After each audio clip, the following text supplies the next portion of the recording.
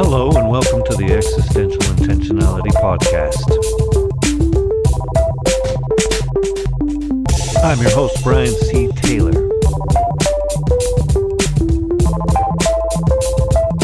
This is episode 1.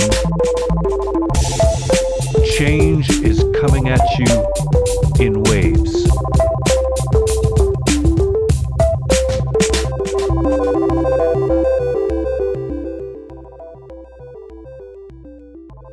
Does it feel like we live in a time of change? 2020 has just ended.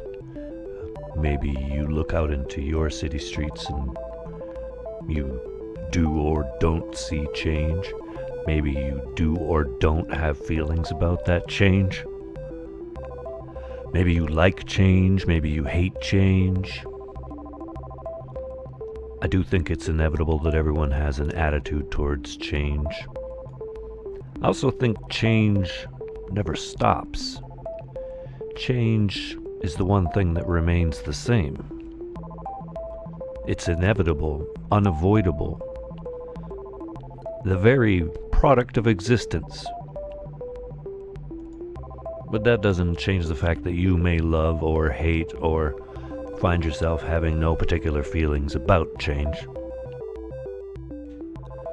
Everybody changes just throughout the course of living a life. You aren't the same person that you were when you were a kid or even a younger adult that you are as a 48-year-old man. And I presume I won't be the same person when I'm a 65-year-old man, and perhaps then an 85 or 95-year-old man. We all change as we develop, as we grow.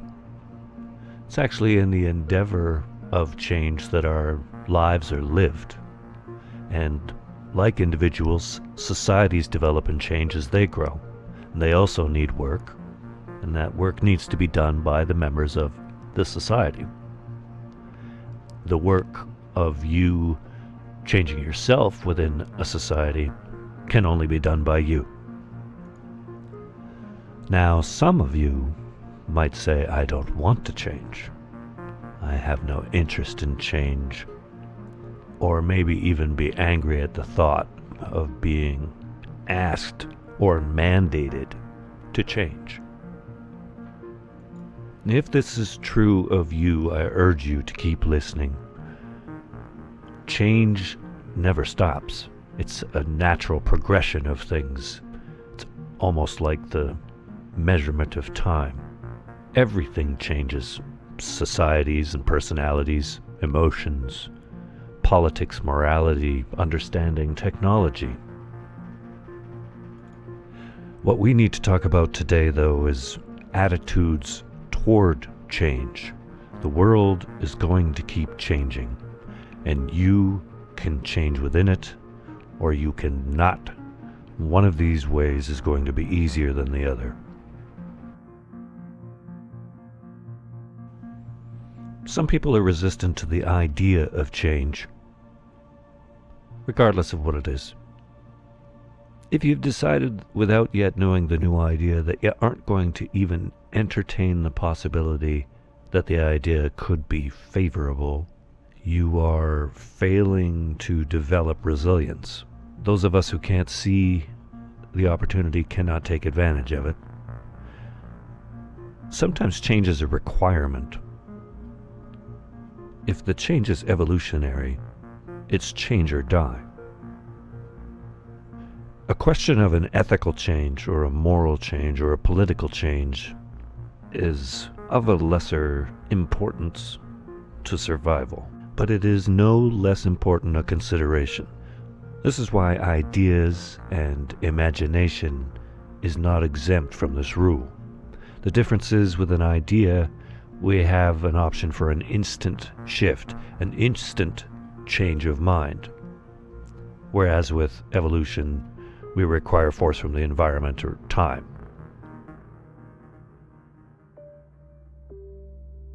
Another common resistance to change, or the idea of change, stems from the evaluation of the source of the idea for change. This occurs in most of us as a young person, when ideas and ideals are changing, as often as hairstyles or musical tastes. We're at an age where we're settling into our decisions, we're getting wiser, we're collecting knowledge, we're developing our own personas. For the most part, we develop an attitude toward change that fits into the attitude of the bulk of the population. We consider the source as best we can with the information we have at the time. And I think that's all that can be expected of anyone. But this does mean that the source can sometimes be ignored, or the information can be believed because the source is believed despite the information being false. And maybe the change is that you're being asked to put a cell phone in your pocket. Maybe the change is that you're being asked to put a mask on your face. Maybe the change is you're being asked to believe that this or that pair of jeans is going to make you sexier. Maybe you're being asked to believe that buying a particular beer makes you patriotic. Maybe you're being asked to deny climate science. In dealing with all these things, we all can do only the best we can, as far as we can tell, given our appraisal of the situation. And we have to take that into account when considering the sources of this information. And this behavior makes perfect sense as it ensures that we do the best we can, deciding what is best for ourselves.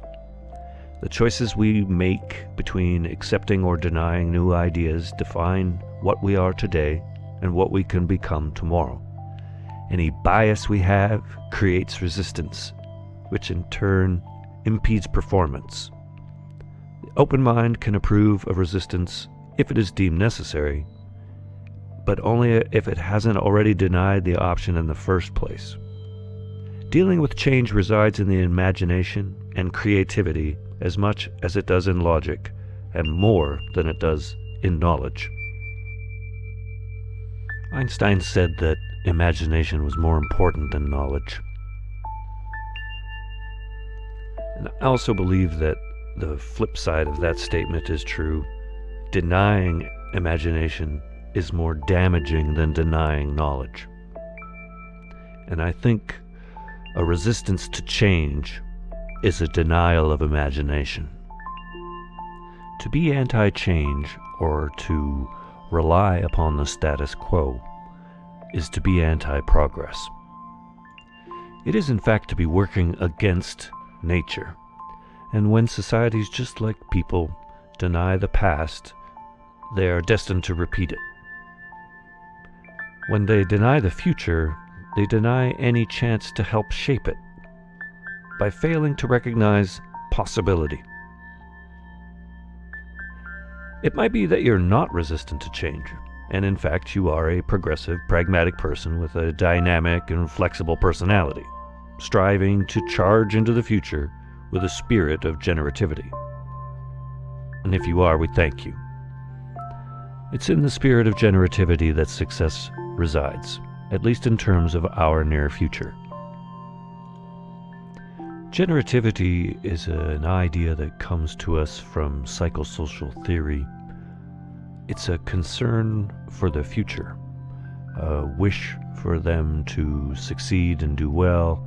It's an innate desire to want to pass something to future generation, something that's done as we get on in our own lives, something that's done in the spirit of cooperation. And we're either going to now look back with integrity or despair. If we look at changes in the recent past, we can see that some of our complaints today might sound a bit silly. No one is pining for the elevator operators when we go to the supermarket and complain that there aren't enough checkout people working. We have to use the self-service till. Those self-service tills have been there for 20 years, at least. They're not going away. And all those cashiers that no longer work at those checkout lines went back to school and became nurses. That's progress. If you want to look at the effect of change on your future, all of our futures, there's really only 4 ways for it to go. It can be a progressive thing, a work of growth, or not, a work of collapse. It can have constraints along the way, but ultimately succeed. Or it can move in unimaginable ways and still ultimately succeed. All of us can feel powerless in the face of change. We may be able to cope with certain changes well and other changes not as well. How much power do you have about that change? What can you do about that change? Or how are your skills to cope with that change? And it's okay to feel that you have no power or no ability to cope with that change. Just as okay as it is to feel that you have a superpower in your ability to deal with that change. The best thing one can do is be open to the idea of the change. Give it some time. Things are going to either get better or get worse. And also in that giving it some time, you are given the time to learn to deal with the change, and maybe it too will become easier. Don't also take it upon yourself to have bad feelings about the need to change. If it turns out that you now feel that you are thinking or feeling wrongly about a topic, you have developed yourself, you have grown past that problem, and don't feel shame for your past self. Feel pride in your ability to move on from it, to recognize that everyone develops, everyone has wrong thinking, and so too can every society have wrong thinking. Societies develop just as we develop. In my Futures Thinking class, I was told a story about having an open attitude towards change. And you may have heard this story before, but it's brief and I'll share it with you now. A farmer has a son and 1 horse, and they use that horse to plow the fields and work the farm. And one day the horse runs away, and the neighbors say, "Oh no, your horse ran away." And the farmer says, "We'll see." And after a few days, the horse comes back, and the horse brought some friends, and now the farmer has 4 horses. And the neighbors say, "Well, isn't that fortunate? Your horse ran away, but he came back with 3 more horses." And the farmer says, "We'll see." The new horses have to be broken in, and it's the son's job to do so. And while this is happening, the son gets bucked off and his arm is broken. And the neighbors say, "Oh no, those horses came to your home, and now they've broken your son's arm. How unfortunate." And the farmer says, "We'll see." A couple more days go by, and a group of soldiers arrive, and they're taking all the young men off to war, but they can't take the farmer's son because his arm is broken. And the neighbors say once again, "How fortunate that your son didn't have to go off to war because his arm is broken." And the farmer says, "We'll see." And this story illustrates how changes can be deemed negative or deemed positive by anyone, but having an open attitude about the fact that you simply don't know what the future is going to bring can only help you be better able to deal with the changes. I think in the next few years we're going to see a lot of things change. I think there's been a shift. I think 2020 has made everybody clue in to a need for change. There's plenty of systems in the world that are too wasteful, or production mechanisms that are too wasteful, systems of government that are too wasteful, monetary systems that are unfair and wasteful. I think food is going to change. I think it's going to become more locally produced and more locally grown. I think transportation is going to change. I think the fuel industry is going to die.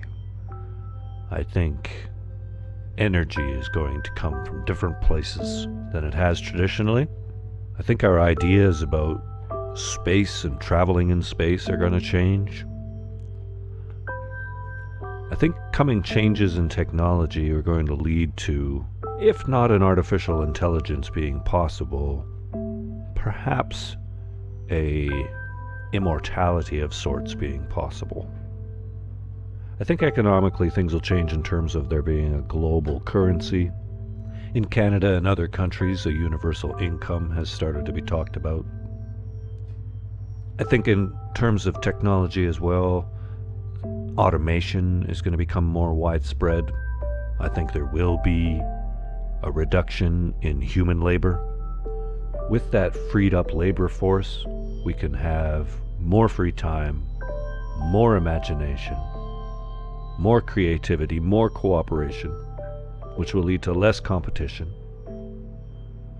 There'll be more solidarity, which will lead to less distinction. I think policing will change, law, government, politics, even morality. I think society will change, and the social contract will change. And here's where our organization and our philosophy gets to exercise its power in the projection of existential intentionality into society.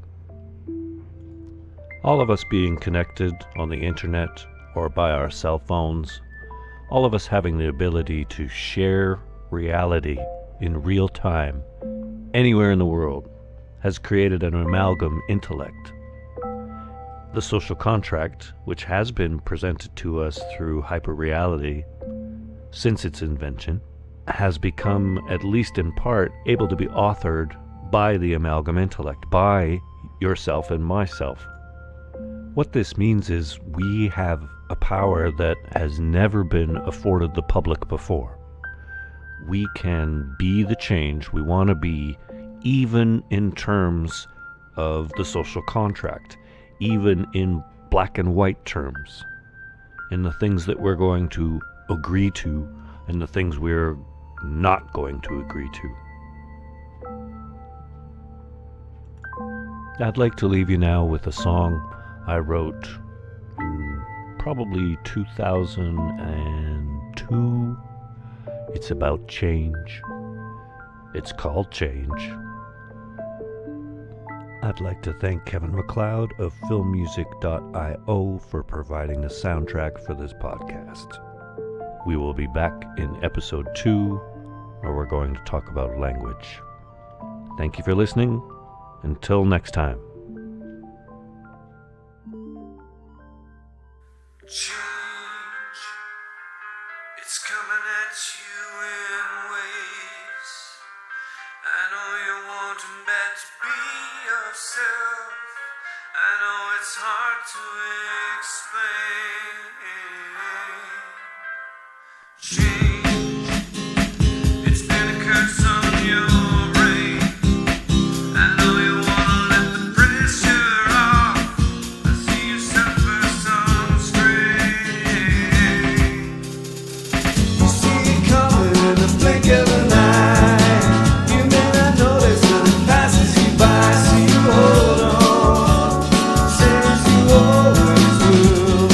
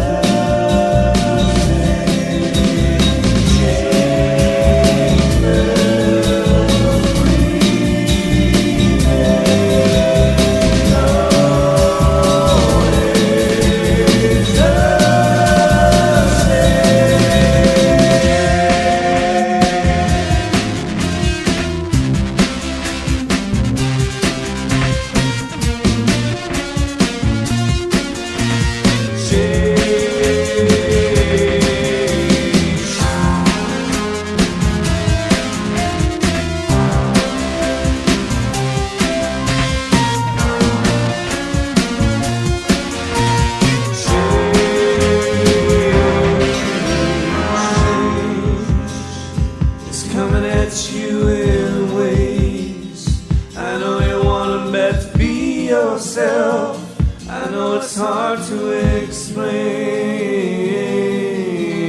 Change, it's been a curse on your brain. I know you wanna let the pressure off. I see you suffer some strain. You see it coming in the blink of an eye. You may not notice when it passes you by. So you hold on, same as you always will. And you've been smelling all the smoke on the hill. That fire's dying, but you're chasing it still. If you're left behind, you won't even wonder why.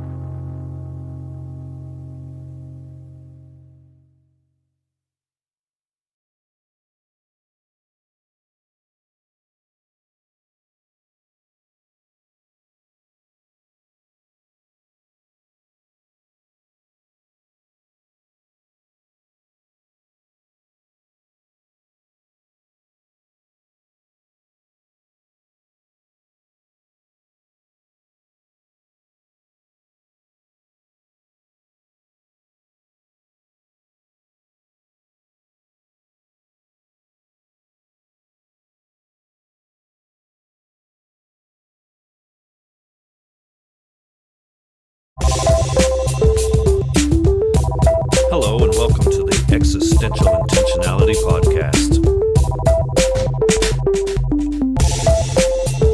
My name is Brian C. Taylor.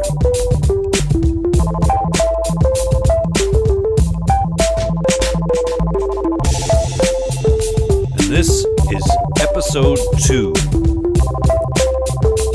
What you talking about, Willis?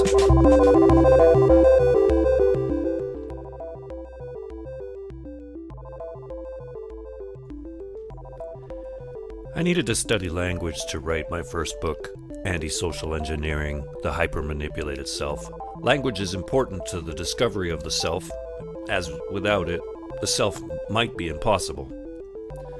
Our ability to think about complex ideas is directly related to our ability to express them, and vice versa. It's accepted that the ideas came before the expressions of them. But our ability to examine the idea further, or to extrapolate the idea into new ideas, or to imagine creative uses for these ideas, all stem from word equations. Self-development, I would come to discover, is really just about learning new things, learning new lessons as you move through this life. I think that any learning can be done because we have the tools of language. I've learned new ideas as an adult that I couldn't even fathom as a child. I learned more in college. I learned more as a young adult. I learned more as a parent, as a coworker, as a friend, as I matured. I think this learning is unavoidable, or rather it would be unhealthy to avoid this type of learning. I think there's a solid argument to be made that there is no fundamental difference between language and ideas. For instance, think about this. There sits a young man in a suit on a couch. In front of him, there is a coffee table. On the table is a steaming cup of coffee on a saucer. It's a fairly easy thing to imagine. It doesn't sound too complicated, and for the most part it isn't. The coffee, the cup, the saucer, the table, the couch, and the man in the suit, we would consider all these things things. Well, maybe everything but the man. Maybe a person is too complex to be a thing. The person is not an object, yet people are objectified. People, all of us out there in the world, humanity, perhaps that is a thing. Thank you for thinking of those things. Now don't think of a pink elephant. It might sound weird to compare and contrast what makes a person and a coffee table a coffee table. But at the molecular and chemical and energetic level, at the natural universal level of merely answering the question of either being or not being, there is fundamentally little difference between the two things. So it seems that our perceptions, such as they are, play at least a part in determining our definitions of things, of ideas, of experience, of existence.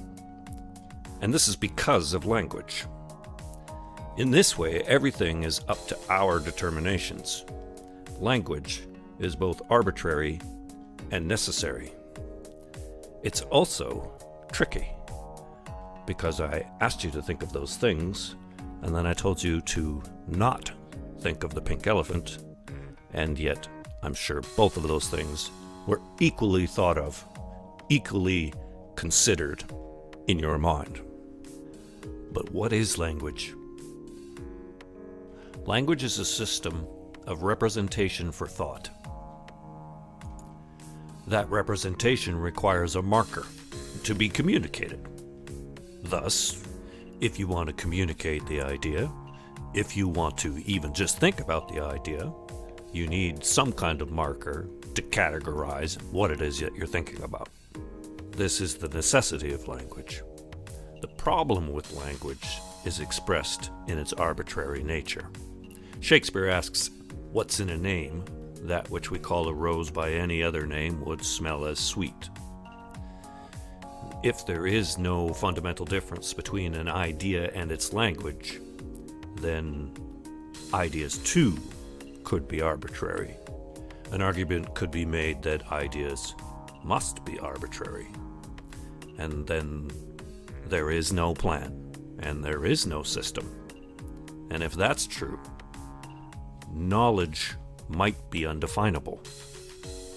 These are existential questions, and we will move into them later.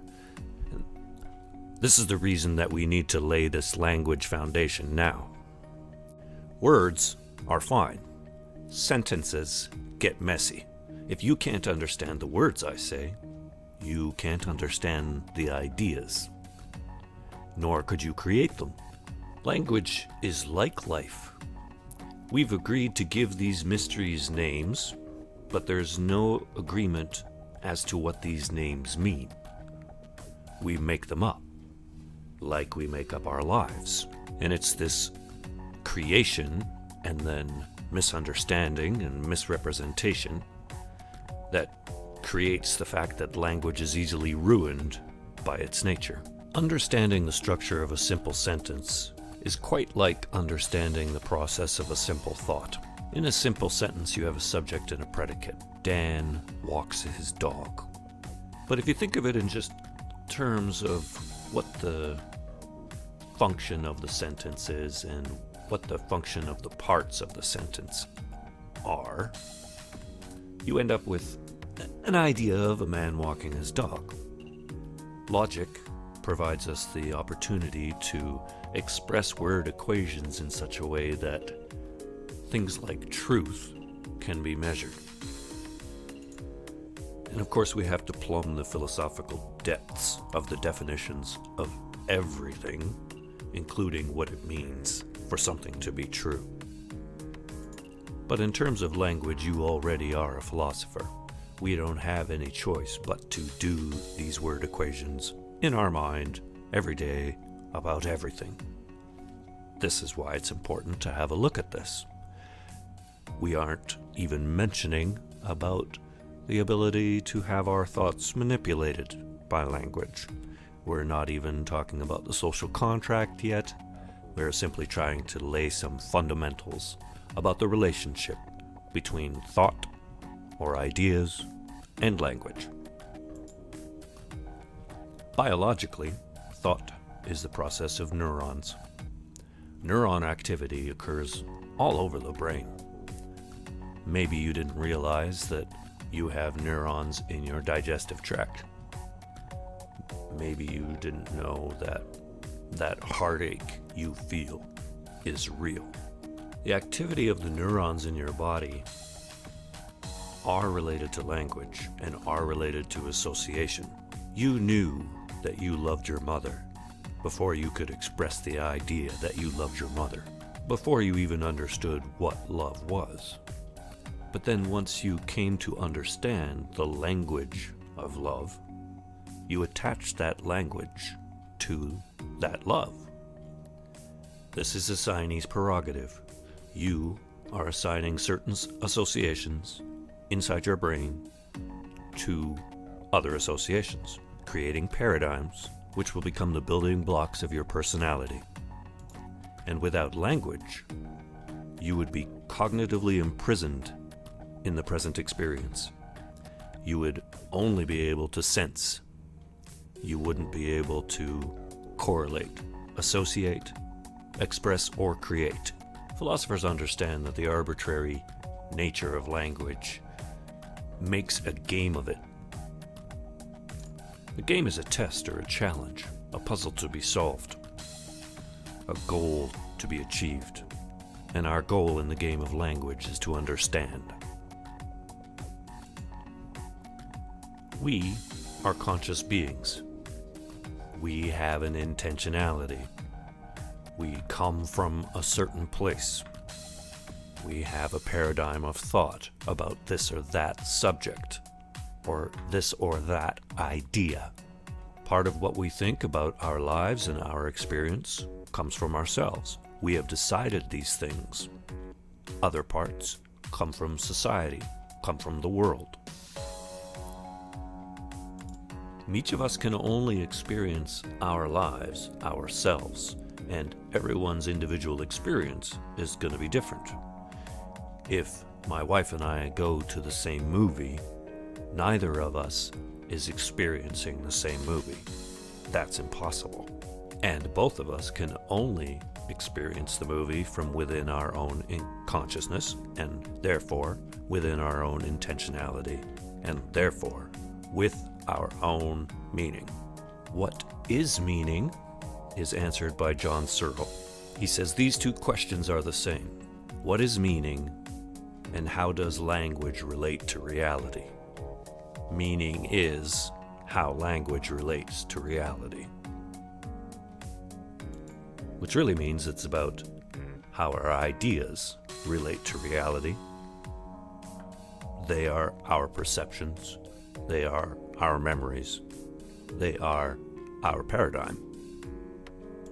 I think in this way, language can be measured as units of meaning. Searle goes on to say that language and thought are not the same, but they're extremely similar. There are an infinite number of thoughts that can only be had with language, and the area of thinking that can be done without language is very restricted. That's a quote from John Searle. So there is thinking without language. But via our use of language, language takes over our way of thinking. And because of this, and the arbitrary nature of language, thought itself can become arbitrary. That is to say, a question of meaning for which some consensus must be found. Without consensus, the ease with which language is manipulated becomes mirrored in thought of individuals and societies. It is for these reasons that we must have the open attitude to change, discussed in episode 1, and this understanding of the power of language to be the very substance of thinking in further episodes. In future episodes, these fundamentals will lead to social engineering, existentialism, and intentionality. Perceptions are how we experience reality, but thoughts about reality are also perceived, and part of our experience of reality is made up by us. This is why my wife and I can't have the same experience of the movie we watched together. You, in your mind, fill in the blanks as you go, in real time. But there are also perceptions in your mind, paradigms that have been built by other people. Some of them you might not have even thought about before, and this too is part of what we're going to talk about in this series. For now, I'm going to leave you with a song that's called Entropy Fan. It's not about language, but it is about understanding. And I also think it's just a really cool song, and I like the idea of ending these podcasts with a little tune. Thank you to Kevin McDonald for providing the soundtrack. You can find his music for free for your own use at incompetech.com. And also thank you to the listeners who sent in notes about episode 1. I have turned off my dryer and the bathroom fan, and I'm making an effort to have these podcasts sound as good as possible. I look forward to seeing you in episode 3.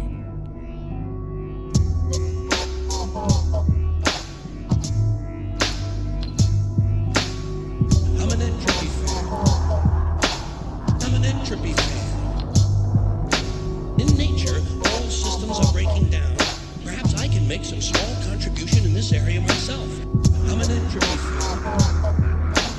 I'm an entropy fan.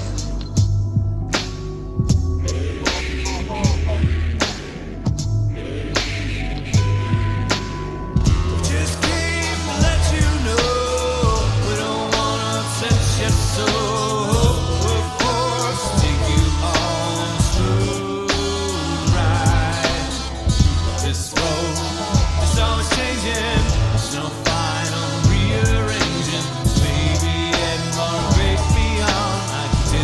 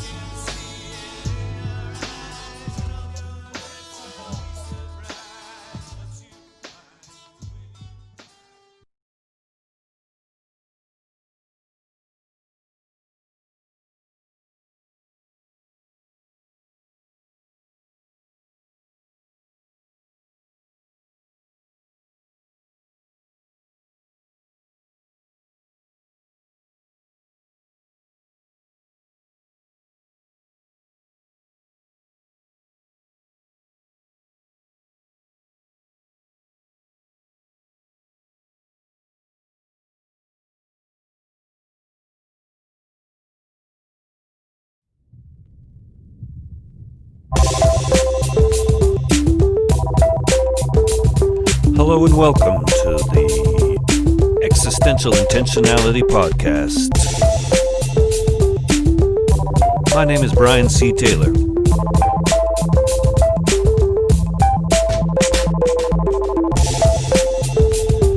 This is episode 3. The world is going to be a space station. I turned 20 in 1992. In the 90s, in my part of the world, which is Western Canada, we got an explosion of cable channels, and the internet became more widespread. I had the internet in 1990, and I did take advantage of those extra cable channels, a food channel, a speed channel, a weather channel, a history channel.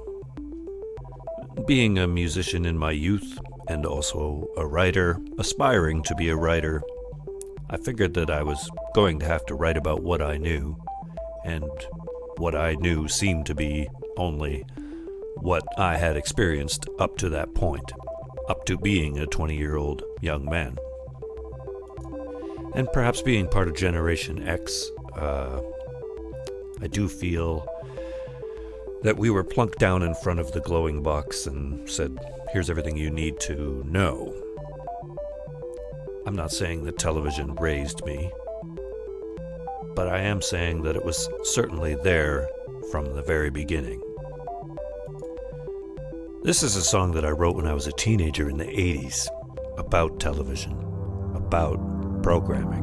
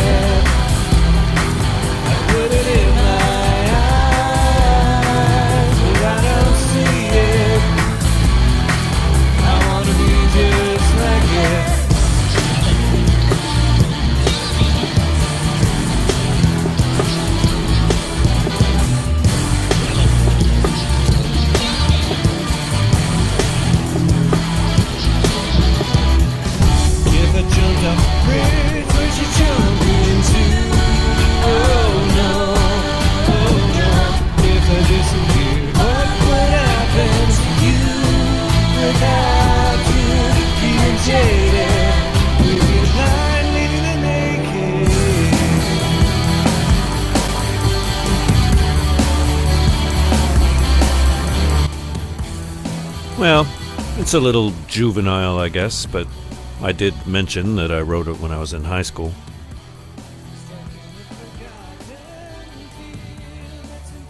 Not to toot my own horn, but I do think, even though it is juvenile, it's also profound in that, even in this same chorus, it says, if I jumped off a bridge, would you jump off too?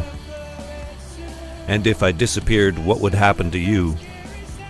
Without youth feeling jaded, we'd be the blind leading the naked. This is a Generation X comment, straight from Generation X, at a time of youth. Youth is already jaded because it's growing up too quick. It's growing up too quick because it's getting all the stories that are usually reserved for later. And it's getting all the stories that are usually reserved for later because there's nobody around to say, holy crap, don't tell that story. This is the result of being raised by a different generation, which is always what happens, but as we move forward in time, it becomes a different experience for each set of parents. And the changes become exponentially larger as technology pushes us forward. When my parents were little kids, they were given a stick and told to go outside and play. When I was a little kid, I was put in front of a box that gave me data, programming.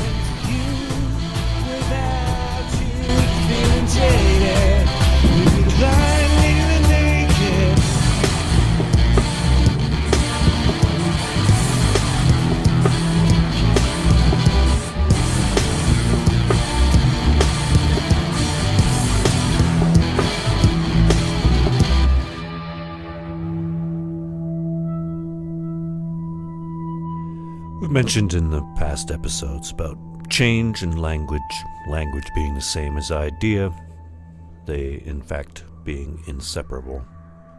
We talked about the practicality of understanding our thoughts, our personalities as groups of thoughts, our ideas about anything we care to mention, care to think about, care to care about, as being groups of associations, a true neural net inside our mind, which is inside our brain, which is inside ourselves. The associations group together into paradigm. So you have a paradigm about any particular thought, or any particular idea, or any particular feeling, any particular groups of feelings or thoughts. You may be aware of the associations. You may not be aware of the associations. The associations could have come to you experientially. You might have just had things happen in your life that taught you lessons. Most of us have. You might also have been taught things in life.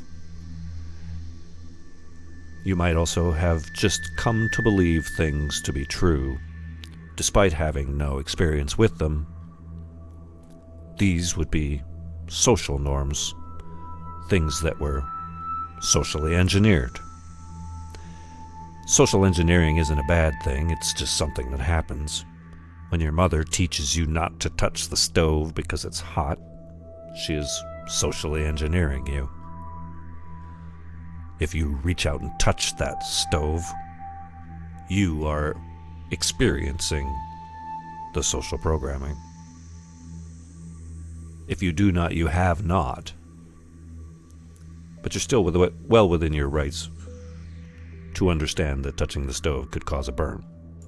So you can come to understand, you can come to truly know that the stove is hot. You can reach out and touch the stove. You can't reach out and touch the solar eclipse. You can't know if throwing a virgin into the volcano is really going to appease the gods. It turns out that when you get right down to it, we can't know a lot of things. We can't know what the number 7 really means, or what it means to experience the color red. But we can come to learn what it is to experience ourselves, and that's existentialism. Wanting to understand more about authenticity and about the authentic self is how I came to begin my philosophical studies. In the 90s, there was a movement, probably came from Oprah Winfrey, but certainly was utilized by personalities such as Dr. Phil and the author of self-help books, Eckhart Tolle. They were both talking about the authentic self being something that was God-given, something that was a spiritual thing. Neither of them was talking about how society programmed a greater portion of the self. They weren't even acknowledging that society programmed any part of the self. It wasn't part of their considerations. I spent 4 years doing research of my own, and during that 4 years I wrote essays that came together into the book that was Antisocial Engineering, the Hyper-Manipulated Self. I called what I was seeking the scientific authentic self.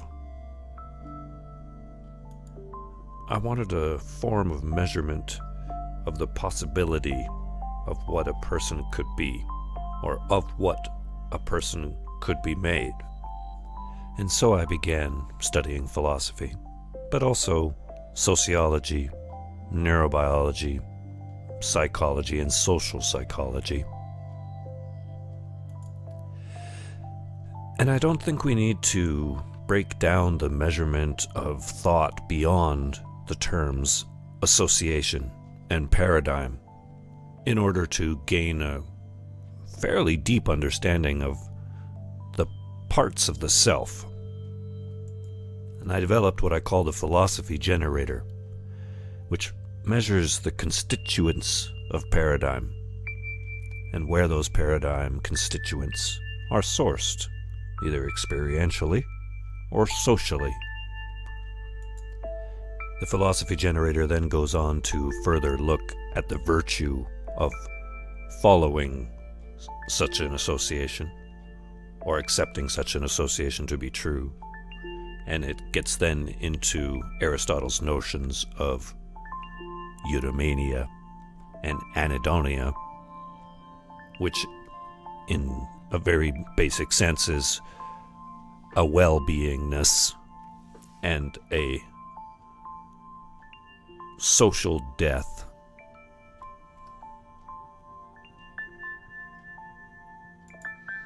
Aristotle believed that we have personalities, and our personalities have virtues and vices. And it is through the following of the golden mean that balance is found, and harmony and happiness in life. But Aristotle's a dusty old fart. Don't get me wrong, he's, a wise guy. But someday I'm going to be a dusty old fart. It's not that far away.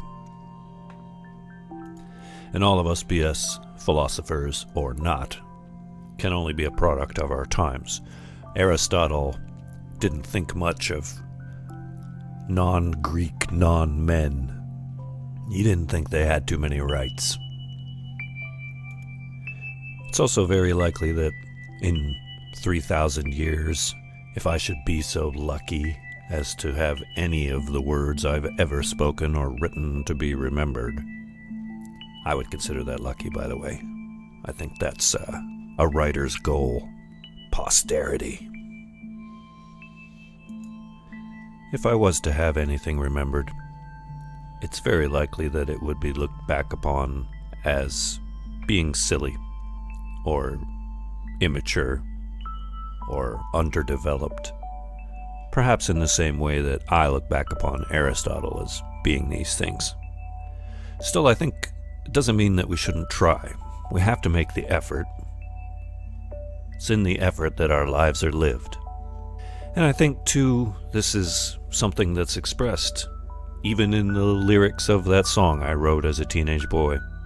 For if I'm aware that I am the jaded youth, and I've been made this way, and yet I can still have hope, and I can say that without the youth feeling jaded, we'd be the blind leading the naked. That then implies that we're not the blind leading the naked, or perhaps even then I was feeling that I could make a difference, or we could make a difference, my generation could make a difference. I was also expressing my awareness that something was wrong, or at least it was possible to have an understanding that something was wrong, an attitude, a paradigm. In the 90s, there was a book written by a man named Joel Barker called The New Business of Paradigms, and in it he relays the following story. A young man is driving down the road in his new sports car, shiny red sports car with the hood down. It's a beautiful sunny day. There isn't a lot of traffic on this old country road. He's opening it up a bit, maybe going a bit too fast, but he's having fun. Zips around this corner and that corner. Suddenly, right in his lane, heading right towards him, is another car, and he has to swerve out of the way to avoid a head-on collision. "Pig!" yells the woman driver as she zips past, screeching around the corner, out of his view in his rearview mirror. The young man is instantly angry. How dare she call him a pig? She, after all, was the one in the wrong lane. "You stupid cow," he yells, pleased that he got an insult out right before he runs into the big fat pig that's in the middle of the road, ruining his car. The young man couldn't understand that the woman's cry of pig was a warning to him to watch out for the pig in the road, because he thought it was an insult, because of the paradigm, because of his attitude, because of the associations that he put together sometime in his past, over and over again, firing together, wiring together. When I heard this story, it occurred to me that there's probably a lot of bad paradigm or unhealthy or counterproductive paradigm rattling around in each of our brains.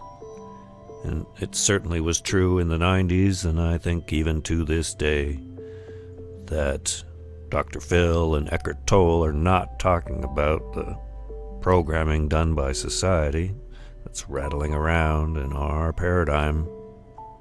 When I began to study the history of the self, I began to realize the history of the programmed self, and how a lot of the programming has been the same for a long time. And there's reasons for that. And those reasons aren't particularly productive or progressive. They are, in fact, about keeping things simply under control. When we start to look at the sorts of paradigms that society insists upon and that are in the social contract, we keep coming up against the same problems. Problems like the disparity between the wealthy and the poor. Problems like oppression and greed. Problems like fear and hate and prejudice. And even problems like pride and patriotism, faith and belief have to come into question. And so if we're going to talk about social engineering and the social contract and what we're going to do to change it in the future to make it better, we should take at least a brief look into the past to see how we fucked it all up in the first place.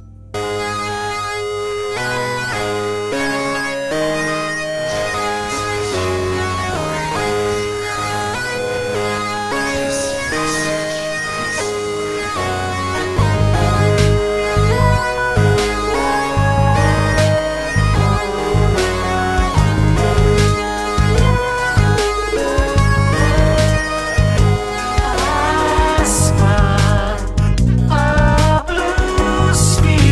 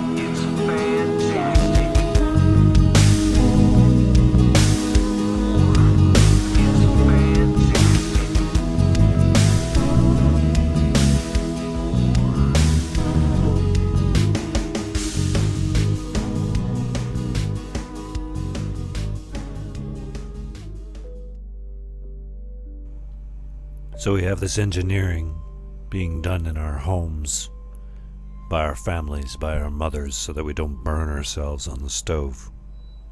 And we have this engineering going on in our schools where we're educated, in our churches where we have faith,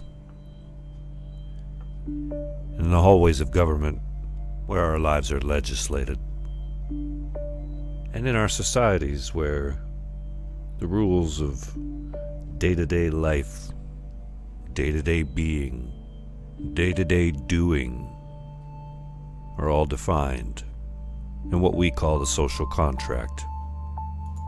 We just heard a song by a band called Galians, called Tribal Beings. It's a song about war, and war is a thing common amongst all these tribal beings looking back through history. But there are other things too that we perpetuate in our social contracts, things like money, and working, and our attitudes about some things change with time, such that we don't have the attitude about homosexuality that we had even 20 years ago.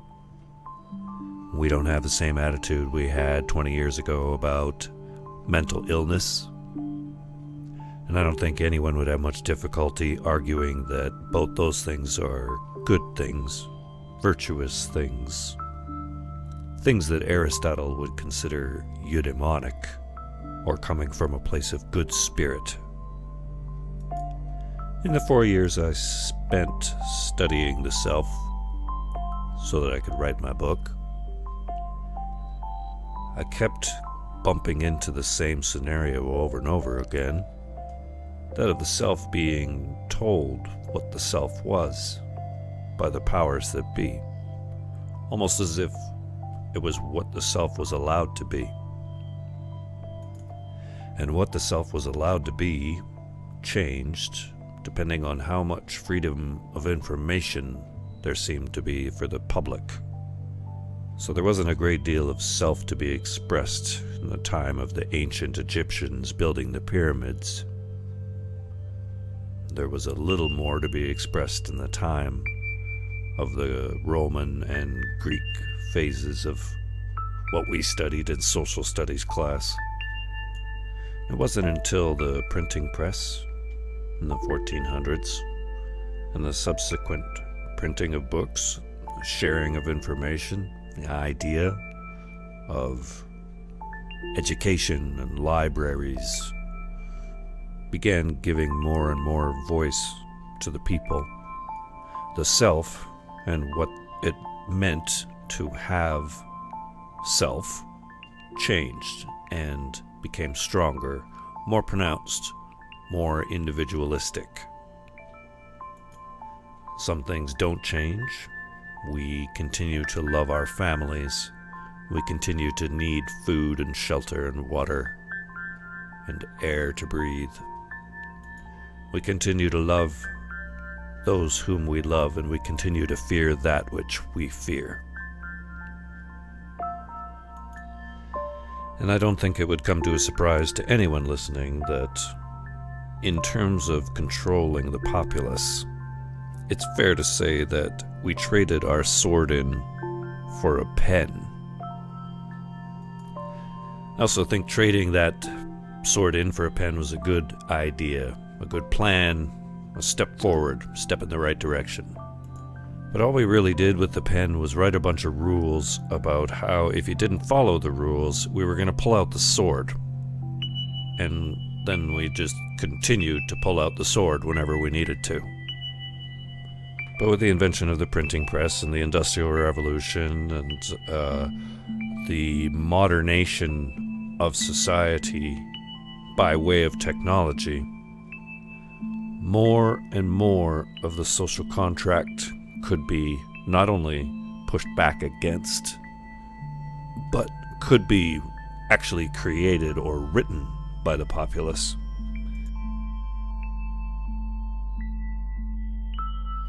In Napoleon's time, you were lucky if you could read. In our time, you can publish an entire diatribe against the president in real time to the entire world. That wasn't always possible. I mean, it wasn't always possible for you to be an author. You could say no to it. You could riot in the street. It wasn't just through technology. Other sciences advanced. It was really through war and the results of war and dealing with damaged soldiers that psychology was born. And so too was the idea of the modern self born, a damaged self, a monster being capable of atrocities, the kind of atrocities committed in World War I and World War II, and I suppose other wars to more or lesser degree.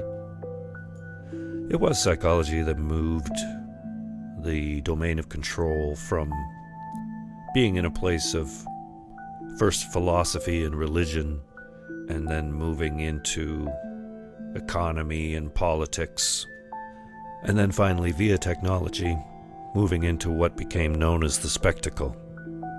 The spectacle of hyperreality is something that we'll talk about in the next episode, but for now we can think of it as the imagery of reality that is presented to us every day. At first it came to us through the media, through the newspaper, then the radio, and then the television, the news, journalism, marketing, the internet. It's the selling of ideas, but the use of technology to sell the ideas. The spectacle of hyperreality has housed the domain of control for a great many years now. It is the place where the paradigm of social contract is built. It is created with the use of distinction by obligation and persecution, and by the engineering of consent. With the spectacle of hyperreality, the social contract need no longer be dictated. It can merely be demonstrated, which we would happily watch on TV, desire, and then attempt to recreate. It is through technology that social engineering became something that worked on our subconscious as much as it did our consciousness. The fact that we simply are going along with it, going along with these rules, going along with this way of life, it's not necessarily a sign that everything is going well. I think certain things are definitely not going well. I think in 2020 there's plenty of people out there in the world right now screaming at the top of their lungs about how certain things are going particularly unwell.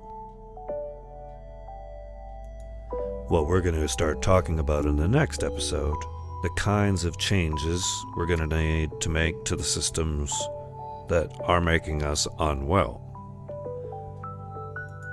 It's going to be a breaking point for some of you and a departure point for others. It's going to be the point at which you will no longer be interested in my argument or my philosophy. And that, for the most part, will be because you are a person of convention. And movements in this direction are unconventional, and they meet with resistance. But like I thought when I wrote that song, and like I continue to think today, we can change the world. I can change the world. You can change the world. And philosophers over the years have understood how little society values the individual. But it's just an idea that can take an individual and attach that person to another individual, just like an association in our mind. You and I, sharing this similar line of thinking, can create an idea that becomes projected into society. And if a major part of that change is going to be a turning away from the way things are, then it is this realization that we must undertake first. We want to know what that means. We don't want to know what that looks like, what that feels like. And first, I think we should all acknowledge that it is not a new message. We've been getting this message all along. It's just that the systems of society don't let this message take over and become the message of society.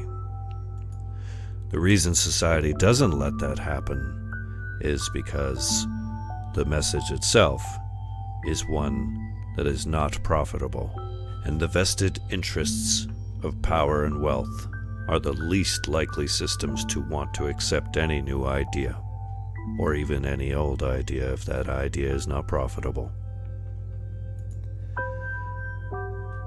Thinking about and talking about those changes are exactly what existential intentionality in society is all about. The changing of minds, a progressive future, a generativity, an intentionality of love in a world projecting fear, an intentionality of cooperation for systems projecting competition, and a mindset of solidarity in a world of distinction and persecution. If you think the world is fine the way it is, you're wrong. We need to get past this and move on to the next steps. We should no longer expect to be saved. Let's take it upon ourselves to save ourselves from ourselves. This last song is called Expect to be Saved Any Day. It's maybe the song I'm most proud of. It's a song about how the world waits for salvation in whatever form while it continues to merely exist, supplying to its own demands.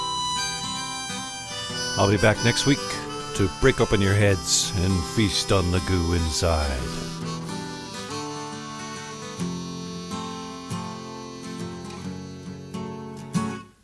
As far as we remember, we cannot live together, but at least now the concept is coming and be understanding. We're only demanding our peace now. So stop with the running away now. We expect to be saved any day.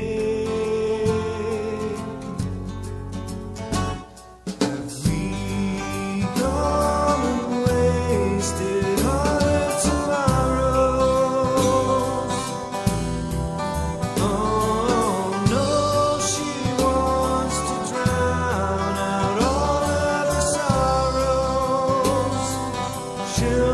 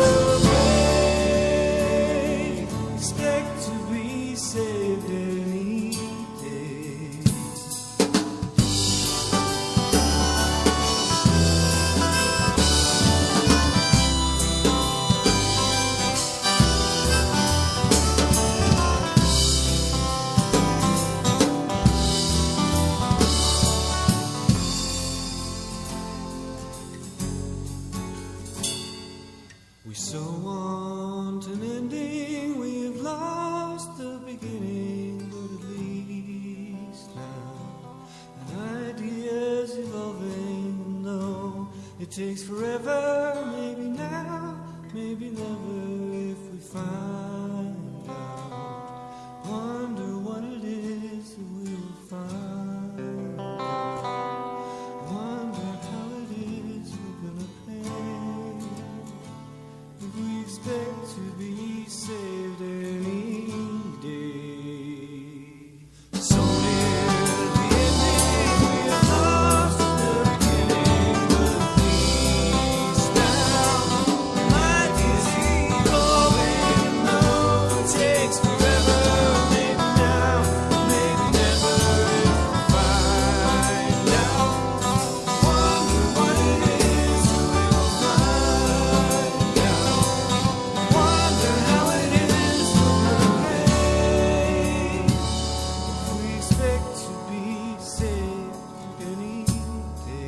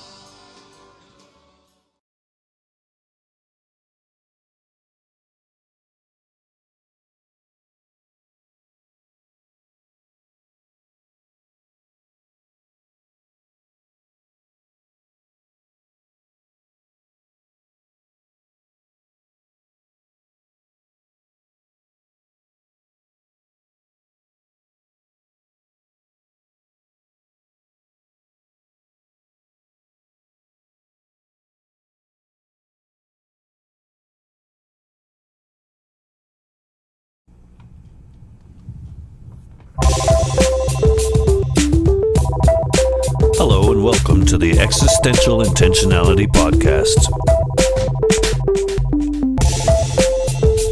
My name is Brian C. Taylor.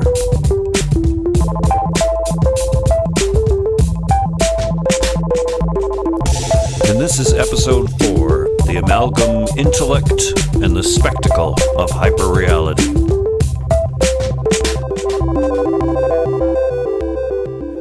The Amalgam Intellect is a phrase that I stole from a Canadian business executive and consultant, author and thinker, Don Tapscott.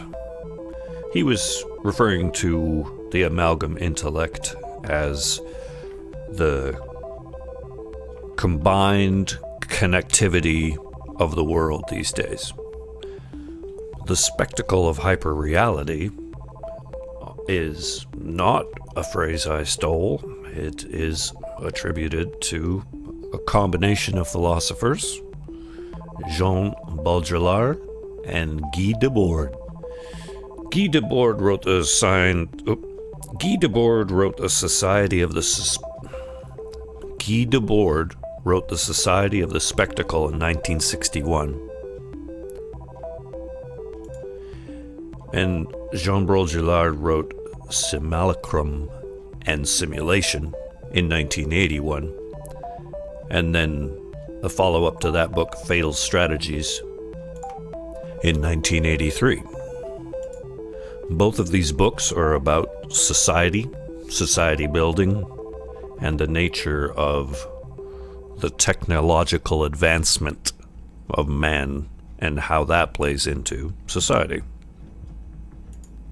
Hyperreality is the domain of all social transaction. Everything that comes to you from the world via technology.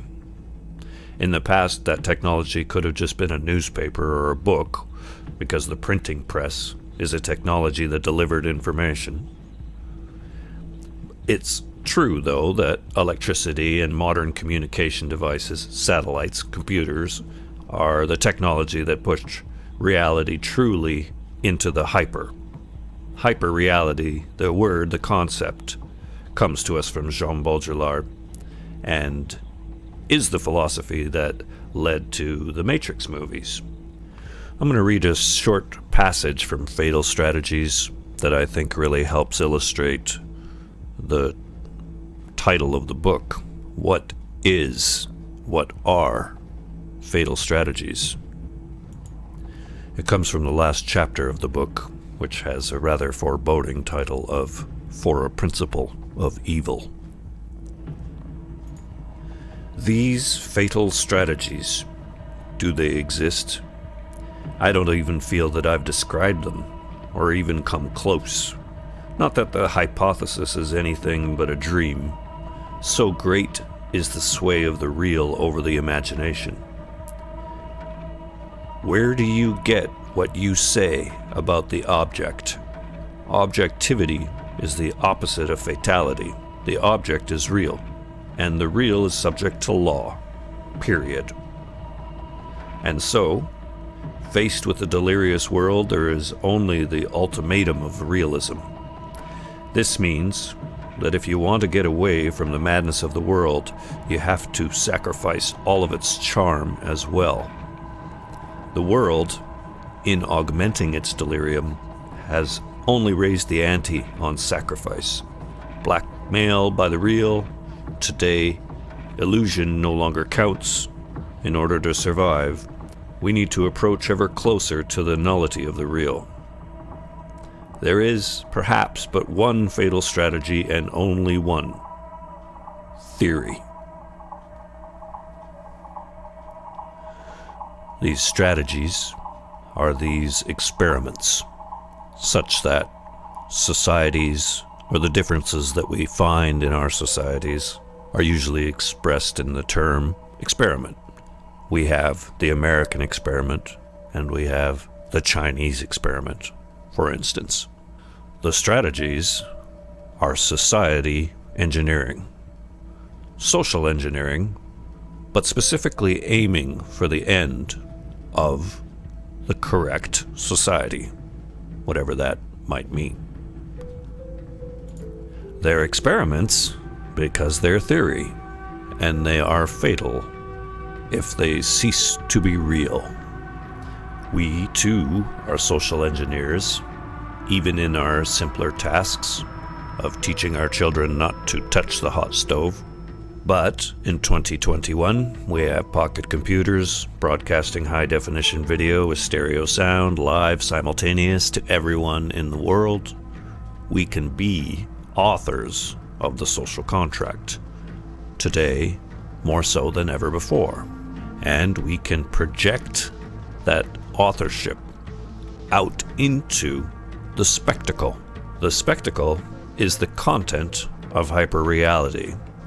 It is the non-real of the Matrix films. It is the result of the pure engineering of the social contract.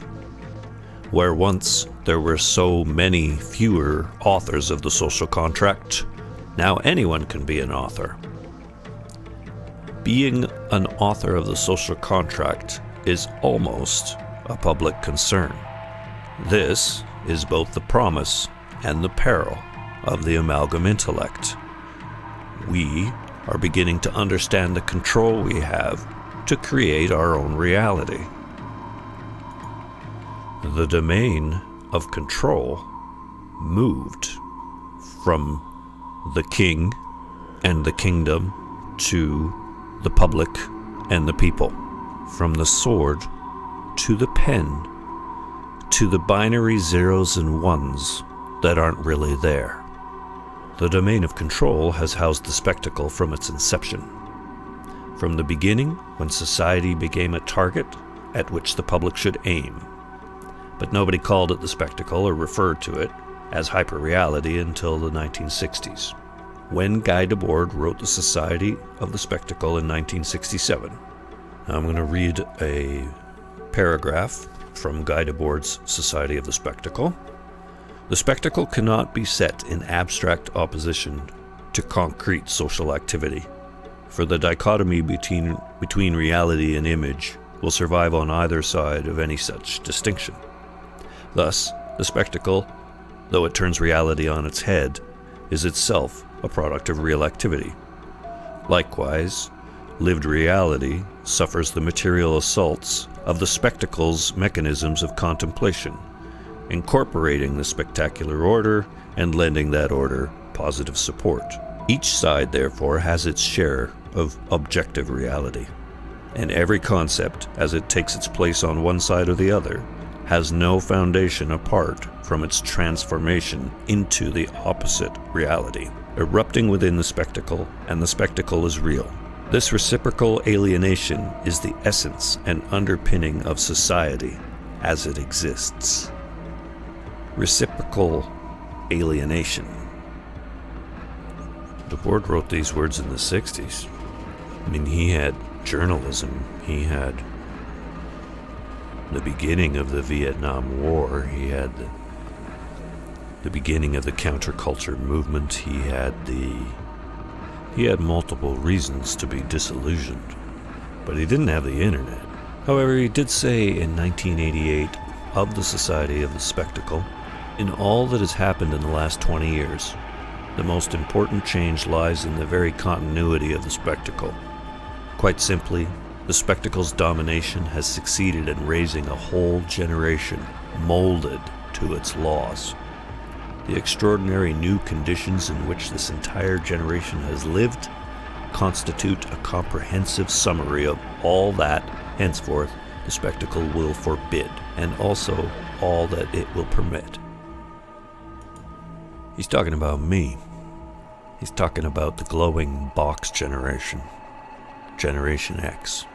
The internet, and our use of it, also grows and develops, just like the self. Individuals can work, play, love, and fear, and nearly live entire lives in hyperreality, making a spectacle of themselves, and this too will develop. It's only been 30 years. The Amalgam Intellect and the parts of it, call it the neurons, or the paradigm, or perhaps the associations of the paradigm, will also develop, but it is not self-aware. The cognitive part of the Amalgam Intellect is you and me and all of us together. At the moment, the Amalgam Intellect is only capable of reflecting the world's social contract back into the spectacle, which then comes back out in a feedback loop.